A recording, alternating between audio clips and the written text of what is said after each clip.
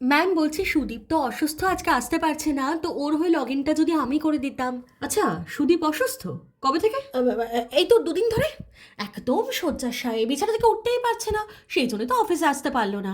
বাবা, সুদীপ শয্যাশায়ী অবস্থায় মাকে নিয়ে ইপিএফ অফিসের লাইনে দাঁড়িয়ে পেনশন তুলছে? পেনশন তুলছে মানে?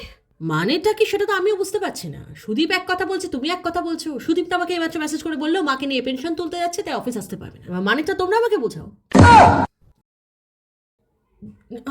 হতেও পারে খুবই আর্জেন্ট ছিল হয়তো, তাই শরীর খারাপ নিয়ে গেছে।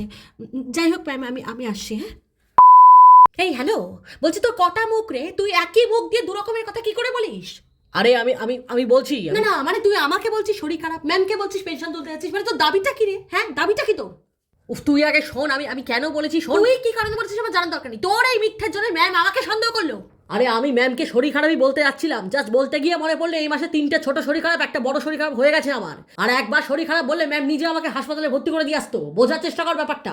ক্ষমা কর, এই জীবনে আমি আর তোকে বোঝার চেষ্টা করবো না। আর একবার তুই মিথ্যে বলে ছুটি, আমি নিজে ম্যামকে সত্যিটা বলে আসবো।